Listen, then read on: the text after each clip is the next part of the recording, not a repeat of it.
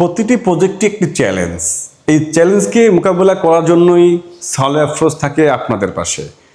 আমরা প্রতিনিয়ত আপনাদেরকে বিভিন্ন প্রজেক্ট দেখিয়ে প্রবলেম সলভ করার চেষ্টা করি। তেমনি এই প্রজেক্টটি আমরা গত জুলাইয়ের 14 তারিখে আমরা একটি আপনাদেরকে প্রজেক্ট চলমান অবস্থায় কিছু প্রবলেম নিয়ে কথা বলেছিলাম, যেগুলো সলভ করেছিলাম বা সলভ করার চেষ্টা করেছিলাম, সেগুলো নিয়ে আলোচনা।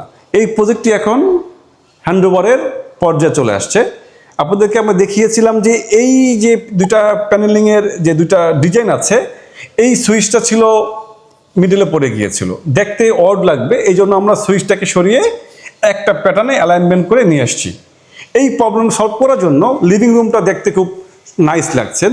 এবং পাশাপাশি যখন এই ক্লায়েন্টটি এই ফ্ল্যাটটা কিনে, তখন ওনার এই ফ্ল্যাটের এই কমন যে বেসিন ক্যাবিনেট থাকে, ওয়ালটা ছিল টাইলস। এই টাইলসটা ফ্ল্যাটের সাথে যাচ্ছিল না, এই জন্য এটা ওয়াটারপ্রুফের বোর্ডের উপরে এই স্পিল পেস্টিং করে আমরা এটাকে প্যানেলিং করে দিয়েছি।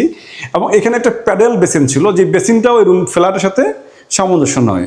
তার জন্য আমরা এই ফ্ল্যাটে প্যাডেল বেসিনটাকে সরিয়ে দিয়ে এটি ক্যাবিনেট বেসিন করে দেন এভরিথিং এটা সামঞ্জস্যের মধ্যে নিয়ে এসেছি।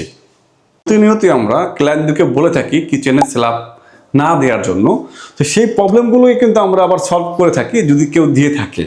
যেমন এই কিচেনটাতে আমরা স্ল্যাব আছে, স্ল্যাব থাকাতে আমরা এই কিচেনের ক্যাবিনেটগুলো বাড়িয়ে দিয়েছি। বাড়িয়ে দেওয়ার জন্য এটা দেখা যায় না। আরেকটা বিষয় হলো, যখন এই স্ল্যাব দেওয়া হয়, স্ল্যাবগুলো আঁকাবাঁকা থাকে, এটাকে আমরা ডকুপেন্ট করে তলা এবং পাশে দুপাশে আমরা বোর্ড দিয়ে ডকুপেন্ট করে এটাকে একটা লেভেল করে নিয়ে এসে দেন এটাকে আমরা কাজটা সম্পূর্ণ করেছি। এখন আর দেখতে এটাকে অড লাগছে না এবং পরিপূর্ণভাবে ইউজ করা যাচ্ছে।